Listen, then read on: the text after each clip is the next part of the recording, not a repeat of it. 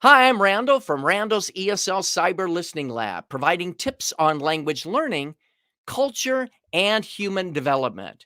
And I think the year 2020 was a very chaotic, stressful roller coaster ride for the entire world.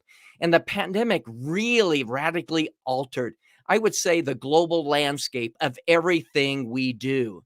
It changed things academically and economically and emotionally and socially for everyone. Then, as we closed out 2020, I think there was a ray of hope that the pandemic was in our rear view mirror. However, I think that 2021 surprised us and caused teachers and everyone to constantly reflect and reinvent themselves, their classrooms, their professions, in order to remain relevant in today's world. I think this included people working in restaurants, to supermarkets, to movie theaters, and traditional office work that is now, in many cases, being done remotely. And in today's broadcast, I'm really excited to have three teachers from different parts of the world, from Tunisia, from the United States, and from Peru, that will be sharing their perspectives on this particular topic. So I'm going to bring them onto the broadcast right now. So, welcome everyone to the broadcast today. Hello. Good morning, Good Randall. morning. Thanks for having us. Yeah, Great. thank And you. again, Thank as you. we're just so you get an idea, we have Layla from Tunisia that's joining us. We have Claudia from Colombia. Also, Shamin is joining us. We have, again, it's been a really difficult year. We're going to be talking about that. Rashida is joining also. And so it's wonderful for everyone to be joining us in the broadcast today. So let's go ahead and get into the actual broadcast and letting our viewers know what we're going to be doing. Number one, we're going to take the time to introduce ourselves briefly so that teachers around the world can get to know you and your teaching situation. We'll also talk about the word that best reflects and captures our experiences from 2021. We'll talk about the greatest challenges to your personal life and to your professional life. And those that are watching, certainly because this is a live broadcast, we hope that you will be sharing your feelings on this particular topic. We'll talk about the logistical challenges that have faced teachers, programs, administrators, and so forth. We'll talk about technology and whether technology has helped or hindered or done a little bit of both. We'll talk about unique teaching and learning challenges in your particular area. As we examine this particular topic, a lot of teachers wonder, are the ideas being shared today relevant to me in my particular situation? I know that in Tunisia, in the United States, here in Utah, Mary and I can speak to where even in the state of Utah, there are people without running water and so forth. And we'll find that diversity there. We'll talk about naming a particular tool or technique that has transformed our lives. How has the pandemic impacted us emotionally? Teachers and students and others. Another topic we'll be covering is how the pandemic has impacted learning progress and so forth. And we'll be talking about a variety of opportunities, maybe professional development opportunities that are available. What advice can our panelists give for those that are considering teaching? Should they go into teaching now or wait it out or do something else? And then the last thing we'll be talking about some of the predictions for the coming year. What does the coming year look like to us? So we're going to be following in that particular way. And as we look at some of the initial comments, it was really challenging for teachers. We hear that. We see Carolina says, hi, Mona, you look elegant, beautiful, great guests. And that's important. Marcela is joining us from Mexico. Again, it's great to hear the different voices. We have Jean from Peru and so forth. So again, it looks like we have a well-rounded audience that is going to be watching today.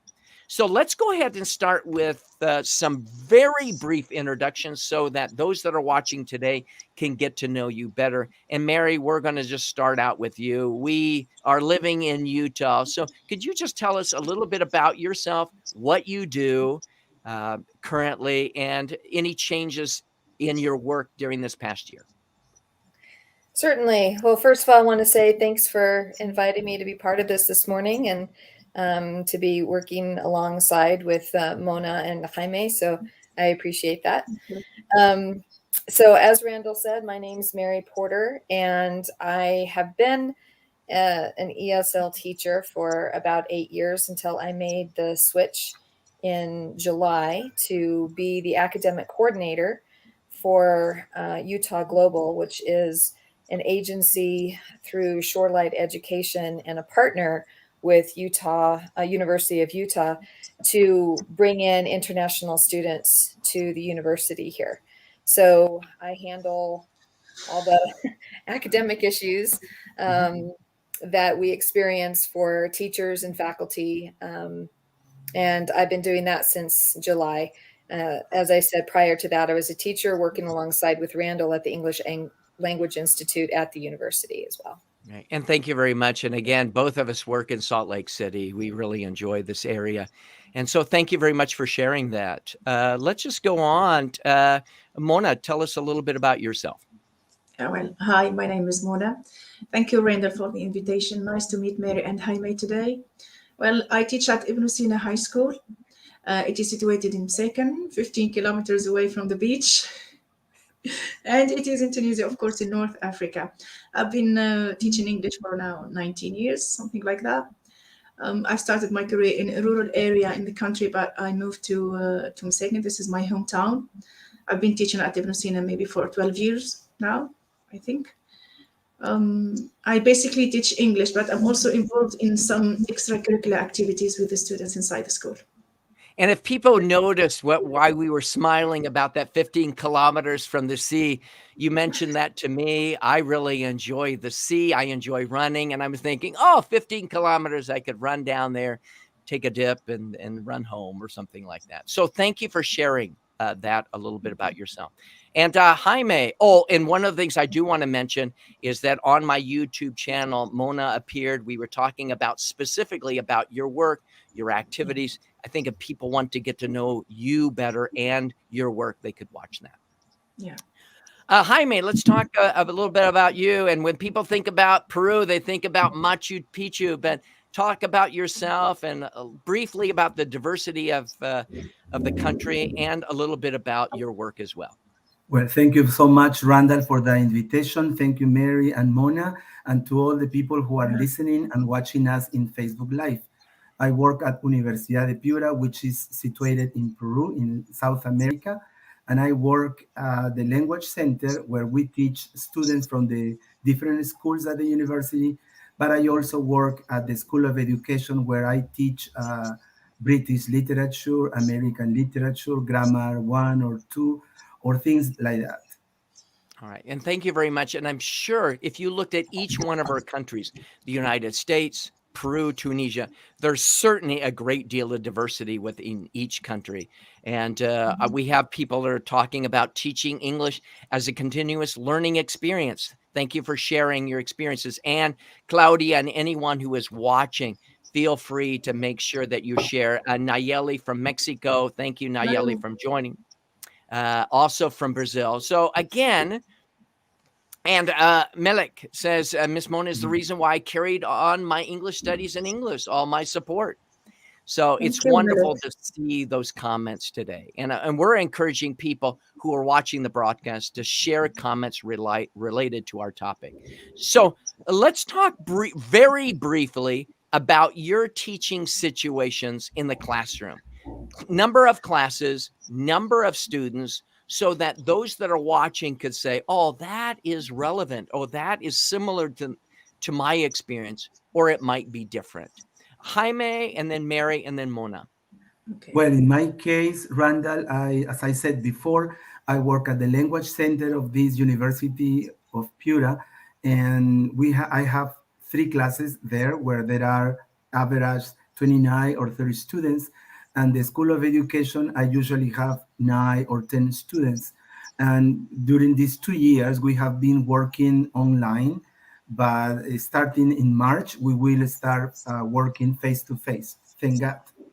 All right, and thank you for sharing. And those that are watching the broadcast, feel free to share how many classes you teach, how many students are in a class, because I think that has an impact on the students' emotional well-being and the teachers as they wrestle during this difficult time. Mary and then Mona. Number of classes that you were teaching, Mary, and how many students in a class? Okay. So this past year we were hybrid at the English Language Institute. So we had students in person, and we also had students who would live stream through camera and all the wonderful technology of the world. So I would teach 4 classes during the day, anywhere from 5 to 20 students, depending on the skill in the class, and then go home for a few hours, and then we would teach again in the evening to a special group of students who were in Japan. So I guess about 6 classes a day, or at least 2 or 3 times a week. We would have 6 classes, otherwise 4. All right, thank you. So Jaime, the university, Mary, the university, Mona brings with her a different teaching environment. Let's talk about that. Yeah, I teach in high school. Well, let me make it clear that in Tunisia, the academic year starts from September to June. So except from the year 2020, 2021, I'm talking about the academic year, okay? Now, we usually have a full class ranging between 25, let's say, 35 students. I usually teach 6 classes, of course, different levels. In high school, we have this is my friend, by the way. Hello, Basma. So we in high school we have 4 levels: first, second, third, and form. And I usually teach 3 levels: the first, the third, and the form. And as I said, I have 6 classes, and we are face to face. We never shifted to online. All right. And that's great to hear that, you know, people have tried to adapt in different ways. And I think this is leading into our next question is, what word captures your feelings about 2021? Mary, Jaime, and then Mona.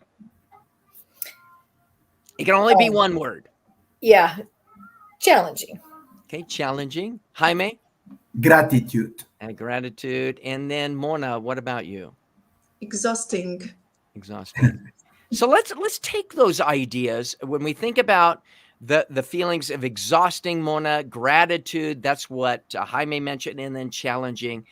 What have been the greatest challenges to your personal life, and in what ways has the pandemic changed your professional life, or what has made it difficult? Mona, could you start us off with whether your personal life or professional life, how has this past year been exhausting? And has it been similar or different in 2020? Oh, well, it was rather teaching on my professional life. Okay, it was rather exhausting. I mean, when I teach 6 classes, I meet every class 3 times a week. So this is the normal. But with 2021, what happened, because we couldn't shift to online and to reduce the risk of getting COVID-19, the government decided to divide these classes, whatever the number of the class is, okay, to divide it into 2 groups. So, and every group has to go to school, or had to go to school every second day. For example, group number 1 goes to school on Monday. Then on Tuesday, it stays at home, and it's group number 2 that goes to school. So what about group number 1? What are they doing on Tuesday when they're not at school? Well, nothing.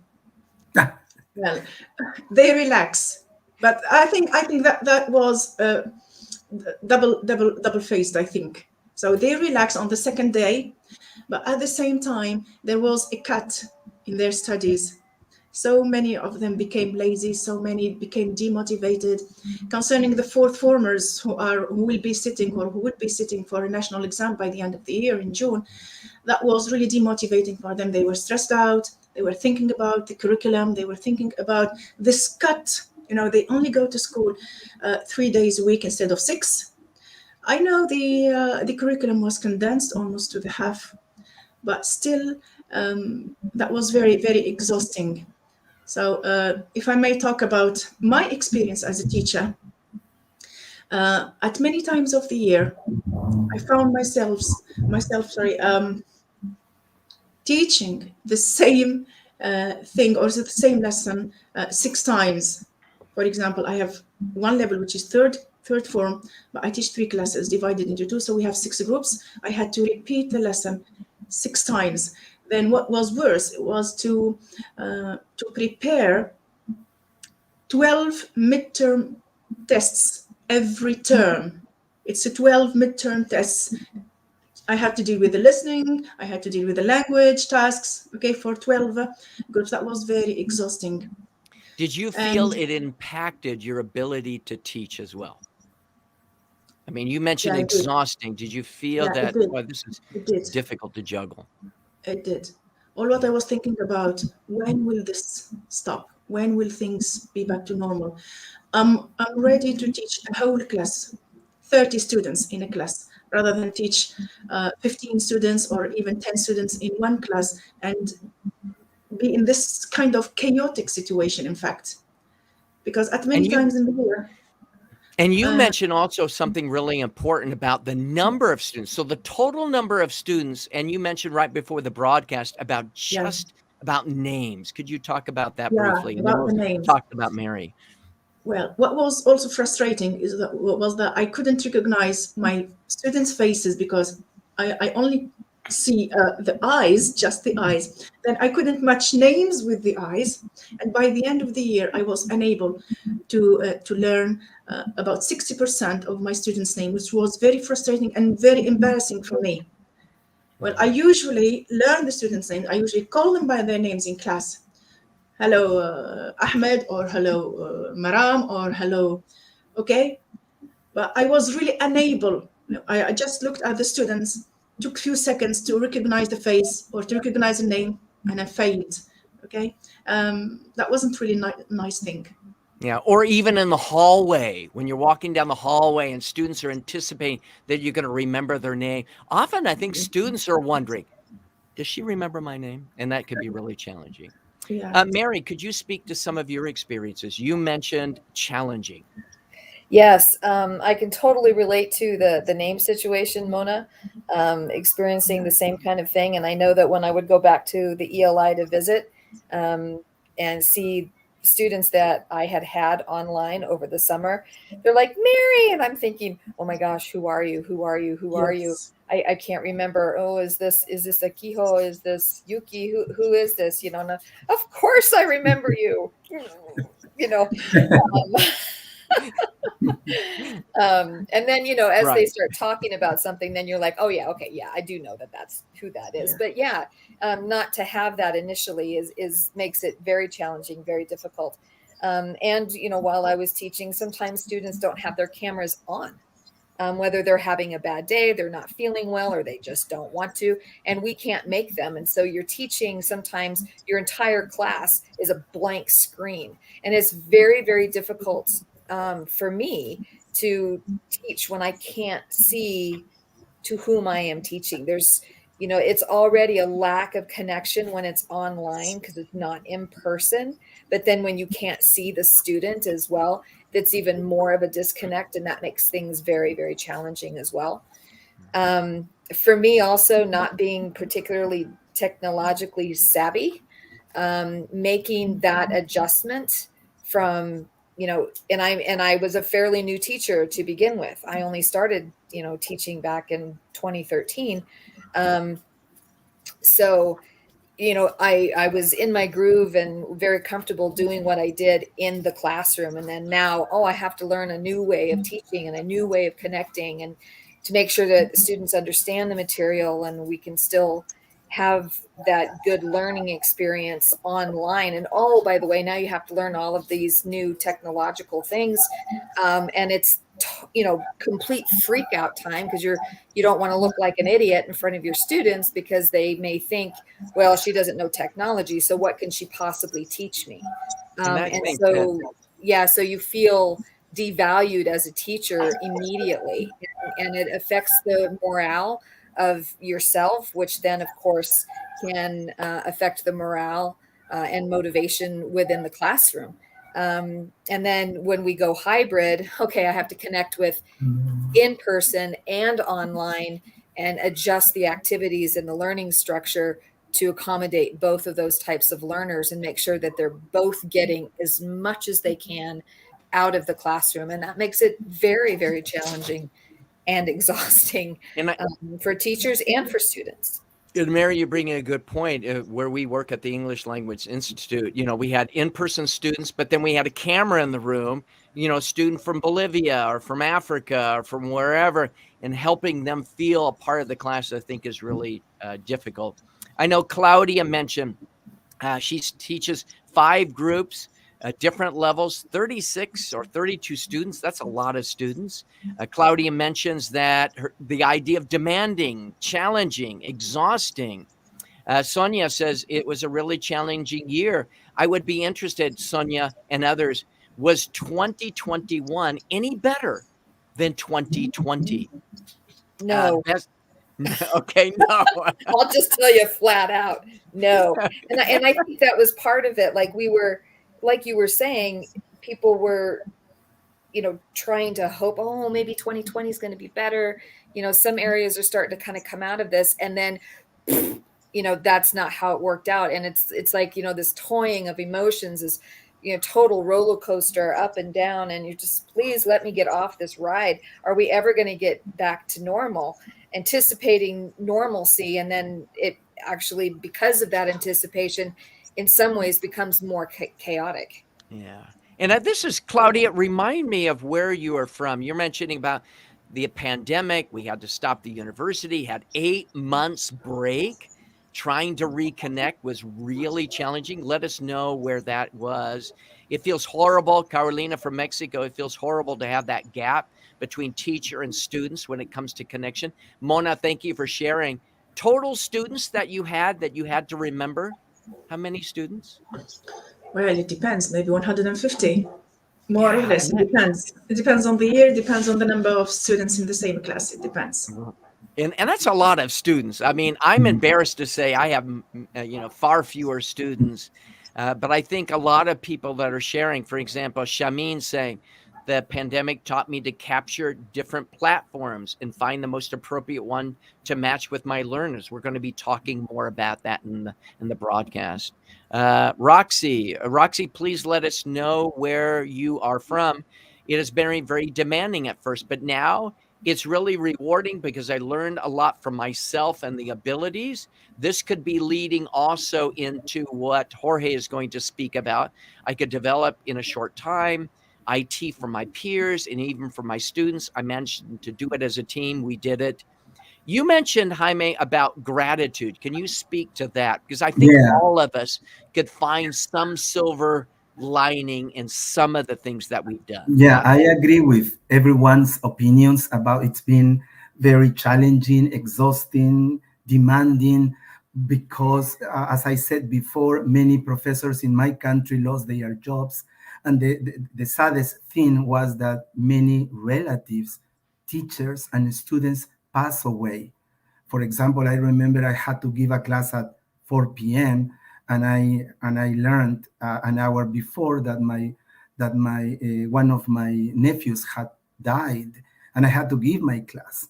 So what I say gratitude, because in spite of thousands and millions of people dying in the world, losing their jobs, not having medicines or hospitals available, we have to think that we are still alive, that we have a job, that we never stop working. Like this lady from Colombia, she said that they had to stop for 8 months. So I guess they didn't get any salary.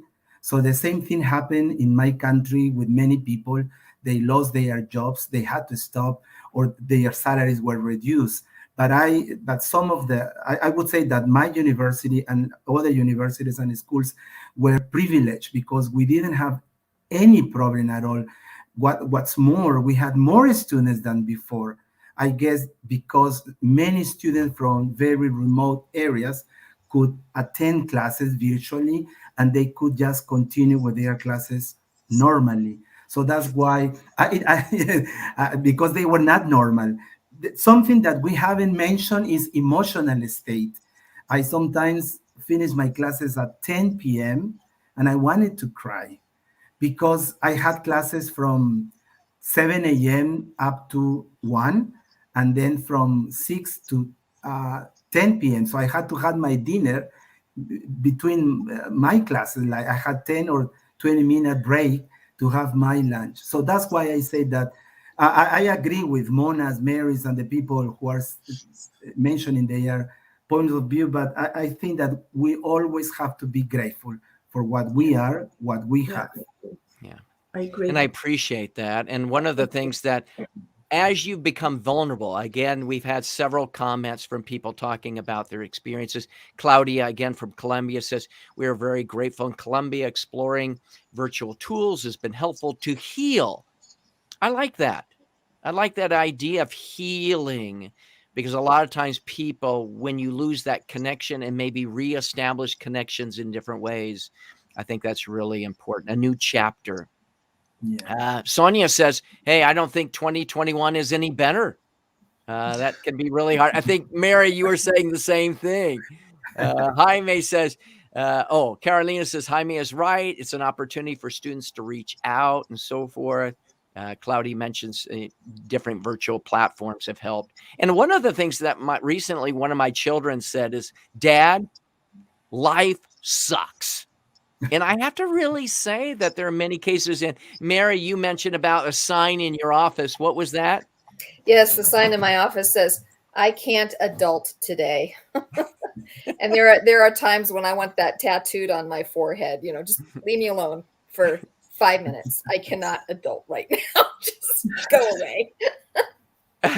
And I appreciate the vulnerability that everyone has shared. And I think what I'd like to do is slowly transition to other topics that can help people find maybe some hope and some techniques that can help them into the coming year.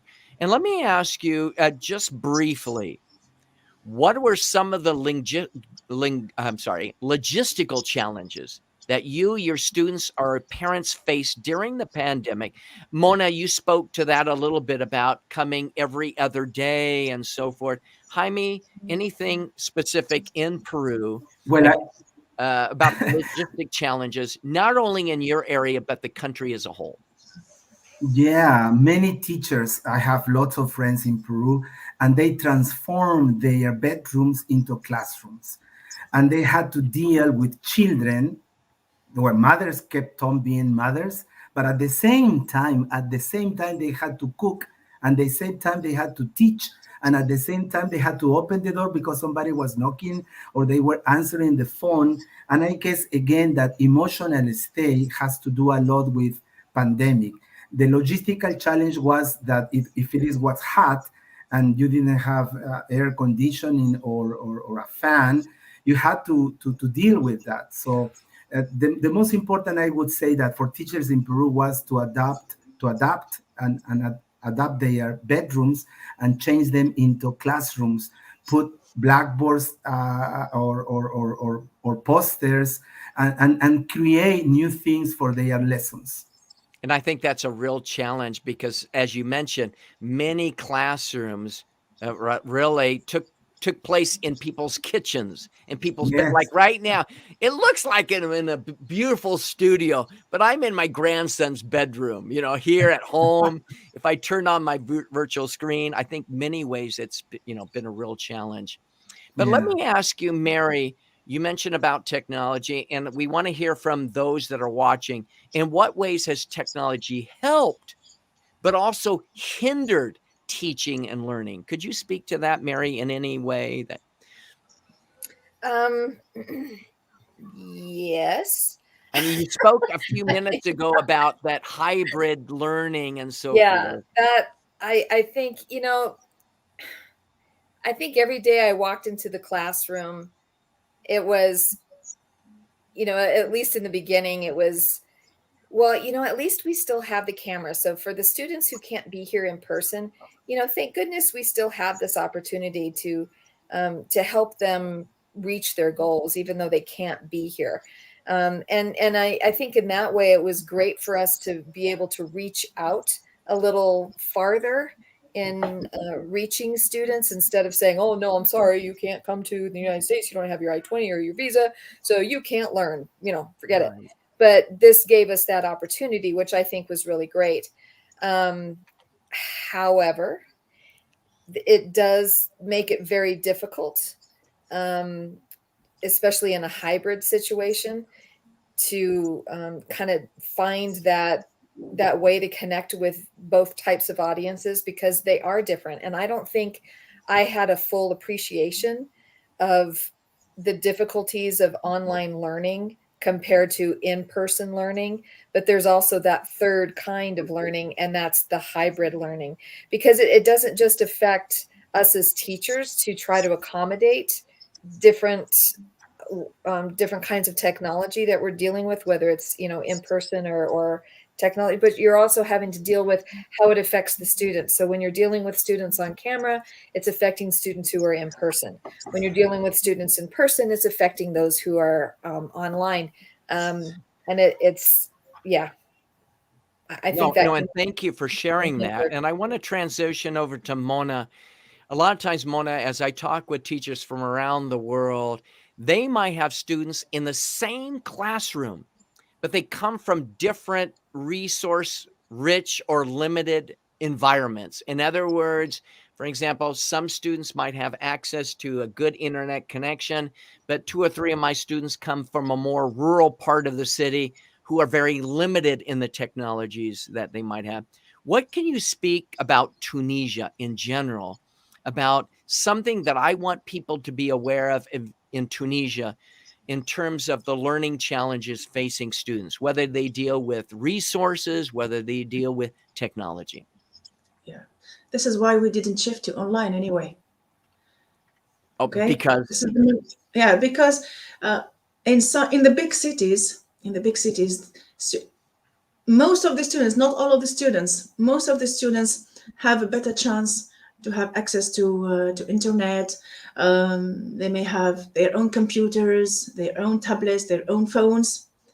But when we go a little bit deeper into the country, in the rural areas, in the less privileged areas, if you like, that's very hard for these students to have an internet connection, or to have a computer, or to have their phones.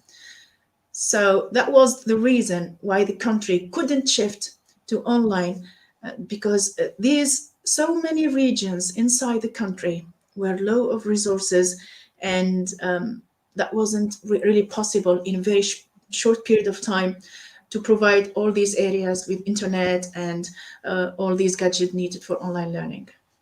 And I think it's really important, because when people are talking about using the internet, just use the internet, just go online. But the realities are much different. Jaime, anything regarding Peru? Again, you're in the northern part of Peru, but what could you speak to other regions of Peru where, hey, I just want people to realize that there are different resource limitations, you could say, in some parts of the country? Yeah, Peru is divided in 3 regions: the coast, the coast, the highland, and the jungle. But also in the coast is divided in rich parts and poor parts. And also in one city, like everywhere, you have public schools and private schools.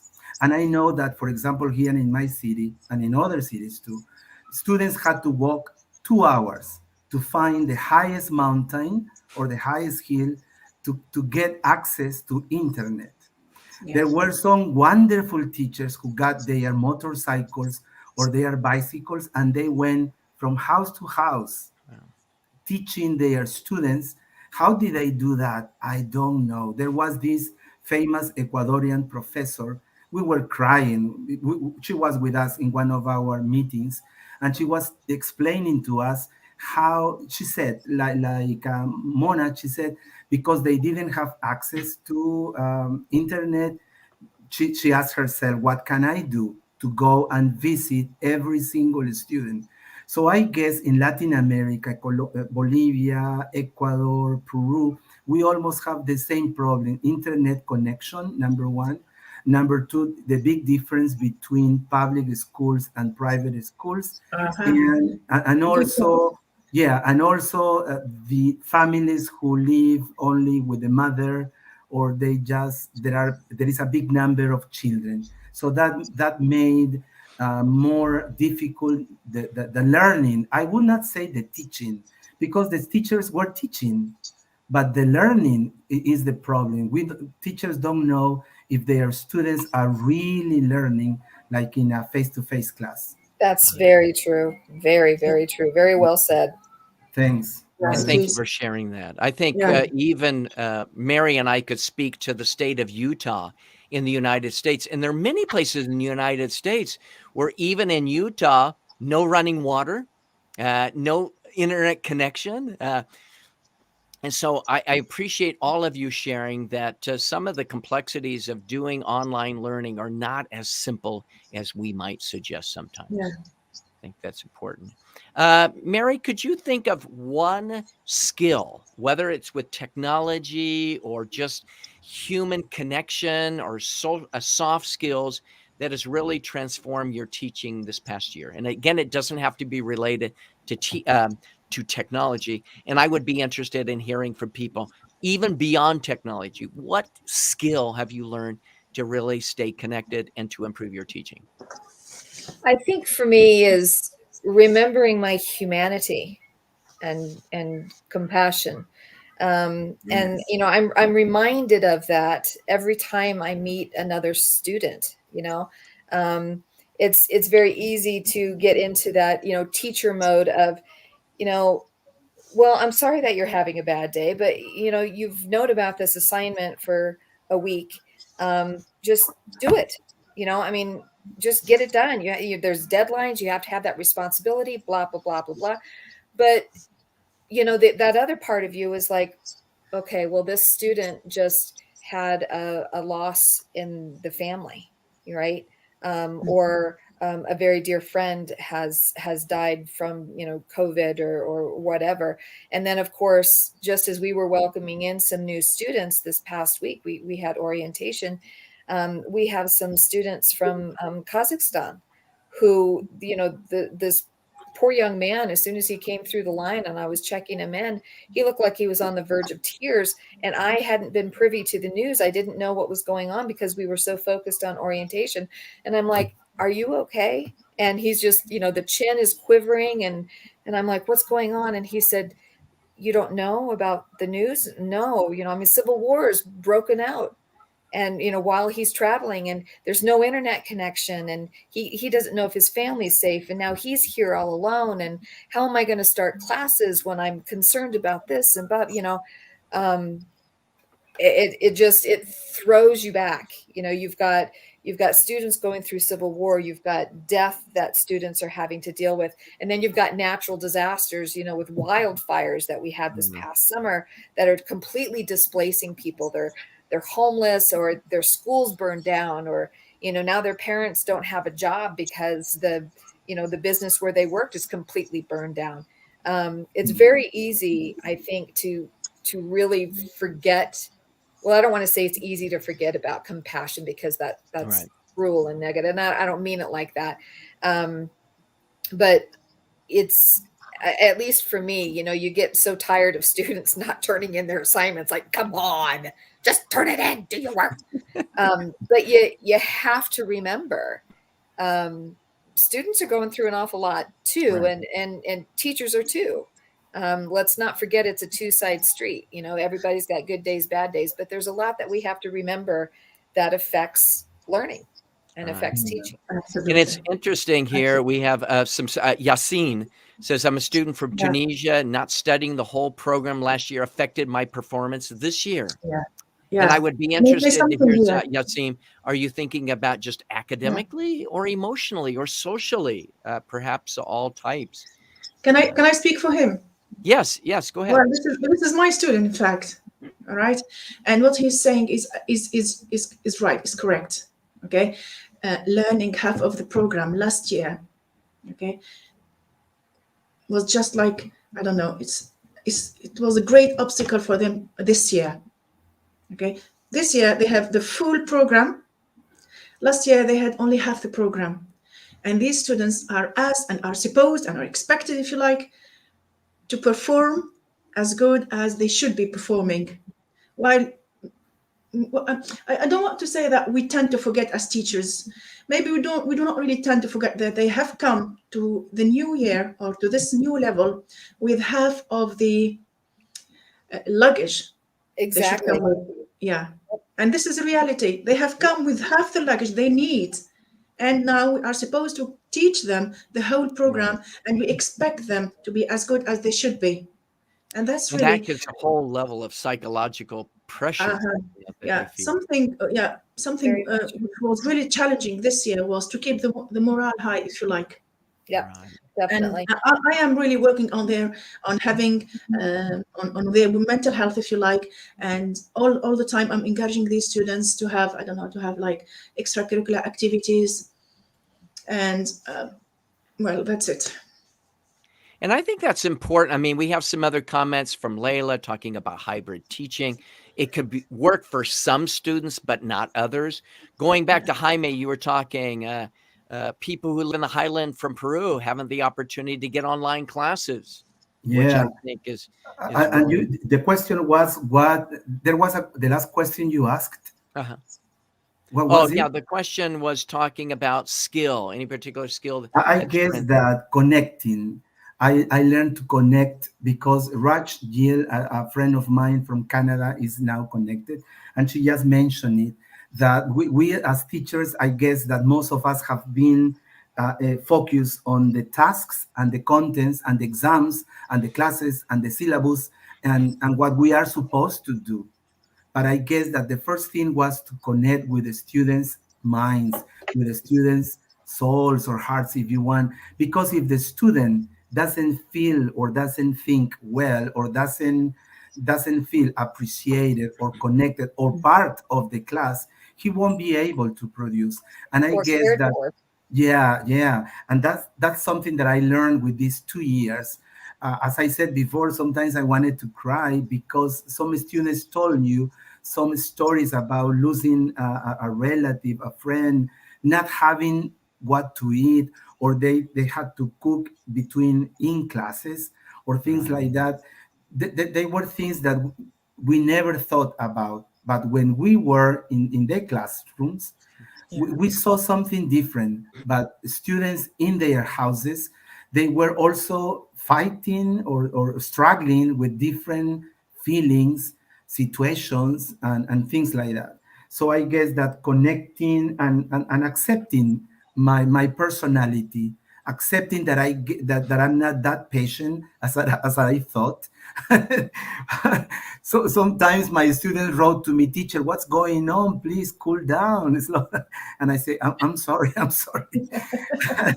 And I guess And that's what happened to Mona, right? Because she had to repeat and repeat 6 times the same thing. Wow. Yeah. So and accept that we are vulnerable, that we are teachers, that we could be masters or PhD, but before that, we are human beings. Yeah. Beautifully said. Yeah. And I think for me, again, we have some other ideas of mindfulness has been important to me. Empathy and self-care has been important. Shamim mentions being patient with my students with student problems. Yeah. Again, people are saying hello to different people. Focusing on connection is important. Being open-minded. I mean, a lot of these, I mean, there are a lot. I can't even read all of these comments that are coming in about, I couldn't read their body language, and that was really important in learning. Yes. Edison Santa Cruz from Ecuador. Very much. Many thanks, Jaime, for sharing those thoughts. There is a human being behind every student. And one of the things I've really enjoyed, like Jaime, you and I met January of last year at a conference in Bolivia. Yes, Mona, we you did. and I met in 2020 online. We've Yes. presented at International TESOL together. Mary and Yes. I have worked for many years together. And I think Connections. the idea of human connection for me is probably one of the greatest things that has come out of the pandemic. Let's a couple of last things before we wrap up. We have many questions, but I want to talk about a couple of things. In what way were you able to maintain your sanity during the pandemic? What do you do outside of teaching to just decompress? Okay, Jaime, what is that? What is that? With my microphone, my karaoke. One of one, one of the one of the things that helped me a lot, dear Randall, Mona, and Mary, was singing. I was singing, of course, drinking a glass of wine, just a glass, reading, watching Netflix, running, and the best thing was connecting.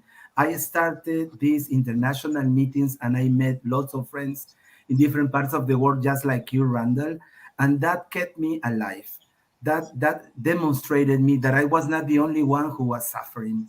I understood that I needed some other people's advices, that I needed, that I could see that other people were struggling with different things, and that I was not the only one in this world suffering or trying to deal with this demanding, challenging, and exhausting way of teaching. And I think, Jaime, at the end of the broadcast in Facebook, if you could leave a link to your own work so that people can know and be involved in those type of collaborative projects, that would be great. Yeah, I will. Mary, Thanks. Mary, what about you to decompress? I know, Mary, we've always appreciated at work on Thursdays. It was always Joke Thursday, where you would bring in jokes to share with the teachers to help us decompress. We all enjoyed that. But outside of teaching, what have you done to maintain your sanity that might be relevant to other people watching today? And Jaime, you mentioned about singing. We can all do that, no matter what our talent level is. Mary? Well, that precludes that I was sane before the pandemic, which is a stretch. But I think for me, there have been a few things, and I'm still learning how important it is to have that self-care.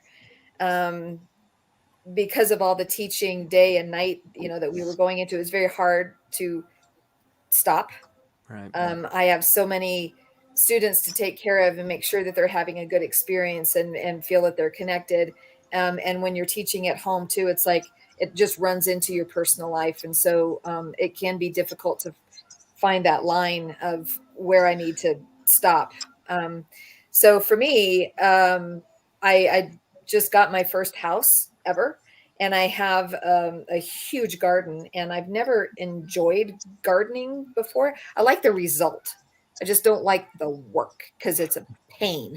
But I found in the fall that, just cleaning it up, because the prior owners just kind of let it go to jungle. I found solace in that.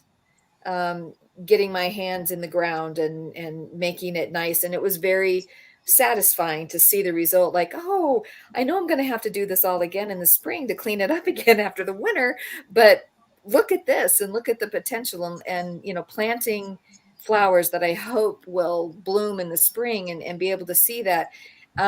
It kind of gives me that hope. Like I hope they come, and hope has been such a precious commodity, I think, as of late. So to have that, I think, helps. And I've played the piano for a number of years. I don't want to say for how long, because I'll totally date myself, but that has been, music is my therapy. And playing the piano does that for me. It's very peaceful for me. It helps me connect within my faith. It helps me connect to just sanity. It's therapy for me. Playing the piano does that for me. It's very peaceful for me. It helps me connect within my faith. It helps me. Are you hearing your voice? I am. That's Your point was so important. We had to hear it again. We have Nayeli says empathy. talks about it was an opportunity to do fun activities with my children. I think a lot of people did that. Yeah. Certainly, and we really appreciate hearing those ideas. And I know, Mona, I'm sure there are certain things that you found useful in decompressing. Let me ask, as we wrap up the broadcast today, two real questions. What advice can you give people who are considering a career in teaching? Is now a good time to jump into that? And what are your predictions, everyone, for the future of education in 2022 and beyond? Mona, could you speak to either one of those questions? What are your hopes for the coming year? And what about advice for people thinking about going into teaching? Good time, bad time? Any thoughts on those two questions? What I really hope, well, I have no expectations because it's all uncertainty. But what I really hope is that that thing which is called COVID-19 just disappears. Well, these are my hopes, honestly, because before COVID-19, we were really living a beautiful life, but we were not aware of it. This normal, okay, that was the perfect thing we were living. But we were not, I think that many people were not aware, were not maybe grateful. They are having this normal life. But now all what I want is that we come back to normal and have a normal life, okay, with all its happiness, and sadness, with its high and lows, but without this thing which is called COVID-19. I want it just to go away, to disappear. Yeah. And I think your student to say, hey, I want to be an English teacher. Kaylor from Costa Rica says, sharing with my family as much as possible at work, finding support from colleagues, I think is important as well. Jaime, thoughts for the coming year? Well, I think that because of these 2 years experience of working and teaching in virtually will help us a lot when we go back to classes. The point is that we need to think how we can use this virtual learning to combine it with face-to-face classes. And about the first question, if it is a good time to be a teacher, of course, if you love helping other people, if you are concerned about the emotional state of others, if you have empathy for other people, if you want to support and give advice and help other people, you are in the right way to be a teacher. Great, thank you. And Mary, any last thoughts to close out our broadcast for today? What are your predictions for the future of education and beyond? Well, I think I'm with Mona on that one about predicting. I mean, I think I'm kind of done predicting with anything because as soon as you do, then it all just kind of goes, yeah, psych, you had that plan. Well, guess what? Deal with that. So I don't know, but I would love for it to go away as well, or at least, if that's not reality, for us to find a much better way to cope with it and live with it, so that we can have that prior life, and then hope that we've learned to be more grateful, and not take our lives for granted like we did before. You don't know how good you got Very it. well said. Yeah, it sounds like a cliche, but it is so very true, and I think we've all seen that. Do I think it's a good time to go into teaching? I think it's always a good time to go into teaching. Teaching is something I wish I had done years ago when I first said I wanted to be a teacher, and my parents said, no, don't do it, because they were teachers. They're like, no. And I'm like, okay. And just didn't do it until, until 2013 when I got my master's. But I think any time is a good time to be a teacher. If that's what you want to do, if you want to make that connection, help students reach those goals that they so desperately are reaching for, then you're needed. You're needed. I think that's a great point of feeling needed. And perhaps the comment also by Claudia saying, teaching is the most beautiful task that has been given to humanity. not simply as a language teacher, but all of us, whether we're in a role of a parent, a grandparent, a friend, a neighbor. And as Claudia says, we need generous and warm hearts, ready to help others find their learning routes more than ever. Being a teacher is a privilege. Amen, Claudia. I really appreciate that. All love. We all love you, Mona. Your students are sharing that with Hello, you. Nadine. Roxy says, definitely it's going to be a better year than before. It all depends on us. Layla says, we hope that we have a future without illness and we learn more how to respect others and exploiting every single minute in loving and helping others. And I You really guys are like that. beautiful. You guys are lovely. I know. And that's Mary, why I love doing these online broadcasts is the ability to open up and share. And one of the things I really enjoy is during the pandemic, one of the greatest lessons that I've learned is that as other teachers, as other students are struggling, listening, compassionate listening allows people, and this comes from a Buddhist monk, Thich Nhat Hanh, where he said, compassionate listening allows people to empty their hearts and suffer less. Without judging. Yeah, absolutely. And again, Nayeli says, I agree with Mary. Anytime is a good time to be a teacher. And Claudia says, thanks for this beautiful, it's my birthday today. Well, Happy birthday, Claudia. Happy birthday. Happy birthday. Well, I just want to thank everyone as we wrap up today's broadcast. I want to thank everyone for joining. It's really, Layla says, absolutely. It's always really an important time to be able to get together as friends and as colleagues to share our ideas on what it means to be human.